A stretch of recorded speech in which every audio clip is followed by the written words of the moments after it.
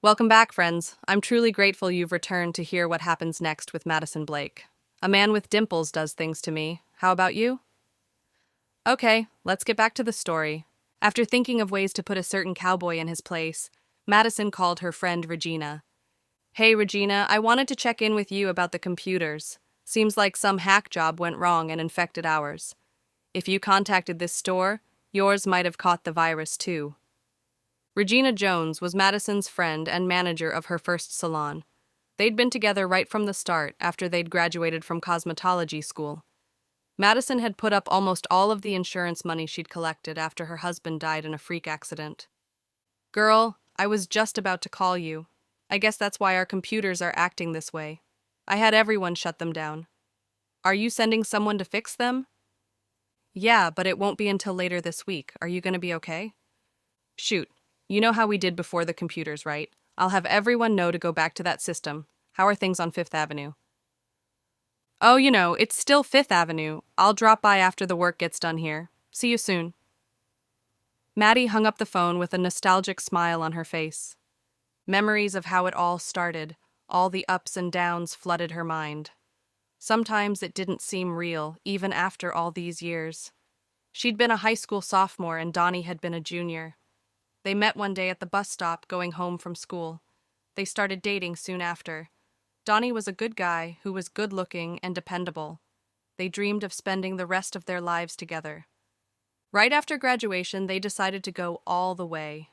That first time was all it took and she got pregnant. Their parents were upset, but Donnie was a rock. They got married, and he worked while she continued her education.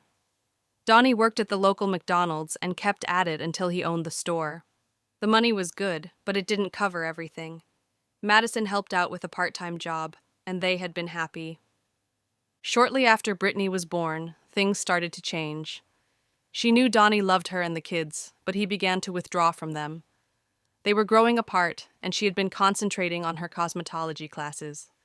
He would come home from work, play with the girls for a while, and then veg out in front of the TV. One night, when Donnie was locking up for the night, he got hit by a stray bullet and died waiting for an ambulance that was never called. Corporate had the foresight to have Donnie sign up for life insurance. The payout was enough to hold her down and help her start her business. After trying to run both businesses, Madison decided to sell the store to concentrate on her business. Her daughters were 9 and 13 when Donnie passed, and she swore that they would never feel different for not having a father around. They loved their dad, and he loved them. Madison knew that no matter how nice a man was to her, he'd always look down on the children he didn't make. So with that fear in mind, she raised them alone, and they turned out great. Her second salon allowed for luxury living, and after making her first million, Madison bought a big house outside the city where she and the girls were safe. She tried to be the traditional mother until her daughters insisted that they get a housekeeper so that she could rest more. It became easier to have a driver and a housekeeper for her family. Madison picked up her phone once more and called her driver. There wasn't anything she could do at the office, and Mr. Magnus canceled their meeting for the following week. She poked her head through Amber's door to witness a scene she hadn't seen in a long while. Her daughters were laughing and joking with each other. Her heart pinged at the memory of them as young girls. Hey, ladies, I'm heading out. Why don't you come over tomorrow night? We'll make an evening of it. Yeah, Amber, come over. It's been a while since we had dinner together, Brittany insisted. Will you be cooking? We haven't tasted your cooking in a long time, Amber said. Yeah, sure, I can do that, Madison agreed. Oh, hey, can you make peach cobbler? I just love yours, Brittany chimed in. I'll cook all your favorites. See you guys tomorrow. Bye, Mom. Have a good night, Amber called out. Madison waved and walked toward the elevators. David Gagnon, her driver, should be downstairs waiting for her by now, she thought, and hurried. Madison arrived home earlier than usual and felt still full from lunch. She told her housekeeper that she could leave early. Later, she made herself a sandwich and planned the menu for tomorrow's dinner. After a long soak in the tub, she took her time in putting on lotion and the strict beauty regimen she adhered to. This evening, she opted for a muted fuchsia silk nightgown. She loved the feel of silk against her skin. Her lingerie consisted of silks and satins. She caught her reflection in the full-length mirror and nodded. The gown hugged her every curve, and she smiled. She was in great shape, and her daughters could go into her closet to pick out any of her clothes to wear, thanks to her workout routine. As a beautician herself, she maintained her long hair meticulously. Her skin was flawless, and she kept to a healthy diet. Very few women looked this good at 45. Just before sleep took over, Beauregard Jackson came to mind. Madison turned over to her stomach, punched her pillow into shape, and willed the handsome man from her mind. Morning brought blue skies and sunshine. Madison hurried to get ready. There was no time for the gym in her basement or breakfast. She ran into her housekeeper as she rushed to the car idling in the driveway. "Oh, Gemma, I'll be cooking dinner tonight for the girls. I left a list of what I'll need if you don't mind picking up the ingredients for me." "No problem, Ms. Blake. Do you want me to start anything for you?" "No, I've got it. You can leave early, too." "Have a wonderful day, then." "Thanks, you too. Bye." Madison smiled at her driver as she got into the car. "Good morning, David. How's your wife doing?" David's wife had been sick and was recovering from an early intervention. The doctors felt that if they did a mastectomy, the cancer wouldn't spread. "She's doing better, thanks. The grandkids are keeping her busy and distracted," he replied. "That's good." Madison had intended to arrive before Mr. Jackson and his crew. She wanted to clear her desk to give the workers room. Becca must have restocked her coffee stores, and she quickly brewed a pot. She was enjoying a cup when he arrived. "Ms. Blake, we're going to try to get you up and running as soon as possible. Your receptionist downstairs promised to show my guys which units to work on," Mr. Jackson said. He had a smile on his face that showed off his dimples, and his ever-present cowboy hat was in his hand. "How long will it take for them to get to the computer in my office?" asked Madison. "I'll be working on it that way. All of them will get done in record time," he replied. Of course, she thought. She pushed open the door and preceded him into the office, very much aware that he was behind her. "Would you like some coffee, Mr. Jackson?" she asked. "I'd love a cup," he answered. Madison changed direction and headed toward the coffee station. She poured him a cup and turned to ask how he liked it and bumped into him. She hadn't been aware that he had followed her. "Oh," Madison exclaimed. She shook her wet hand and looked up at him.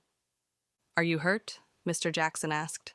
He didn't wait for her answer as he clasped her hand to run cold water on it from the sink beside the coffee maker. "I'm fine," she answered and tried to pull her hand away. "Are you sure?" he asked, inspecting her hand. "Yes, I'm fine." She accepted a paper towel from him and dried her hand, then lifted it up for him to see. "I might have to deduct this little mishap from your fee, Mr. Jackson," she said with a smile to put him at ease. He smiled back and insisted that she was funny. "I like a woman with a sense of humor." "How do you like your coffee, Mr. Jackson?" Madison asked. She cleared her throat and turned to clean the mess the spilt coffee made. "Light and sweet," he answered. He was sitting at her desk, immediately engrossed in his work. She placed the cup by his elbow and moved to sit as far away from him as she could across the room. She picked up a magazine and was soon caught up in an article about the pitfalls of not planning for retirement. It wasn't until a pen fell into the fold of the page she was reading that she looked up. Mr. Jackson was looming over her with his dimpled smile. "Was there something you wanted, Mr. Jackson?" "Yes, I'm done and wanted to show you some of the features." "Oh, okay." Madison continued to stare at him.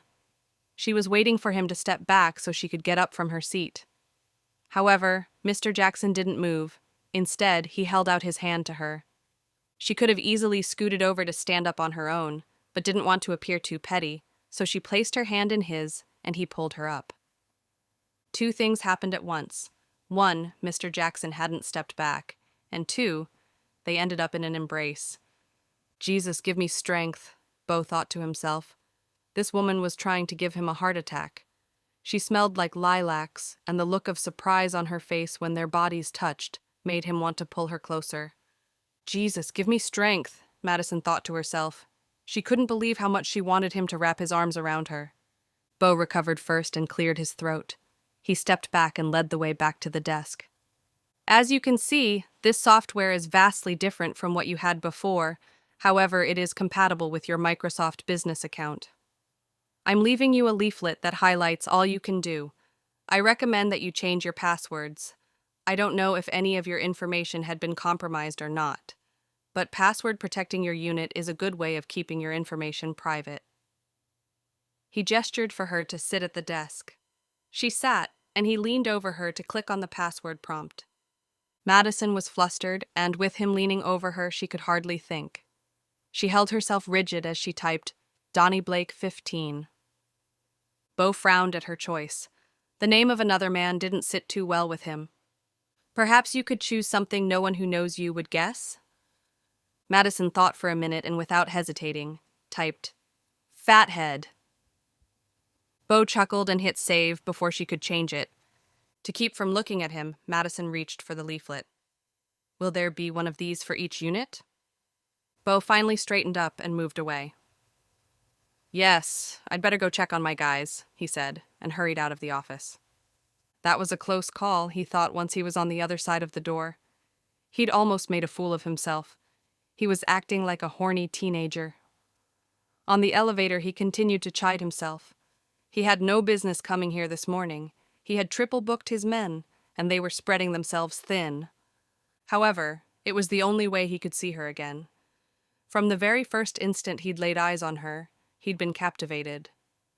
That's it for now. Can you remember how you felt the first time you saw someone you'd like to get to know better? Drop a comment and share that magical moment.